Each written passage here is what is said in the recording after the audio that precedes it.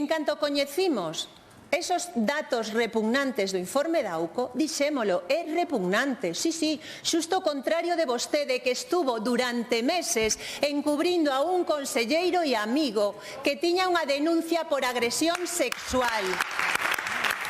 3 asasinatos machistas nos últimos 2 meses, 2 deles en 15 días. Si foran futbolistas en vez de mulleres, non solicitarían un comité de crise?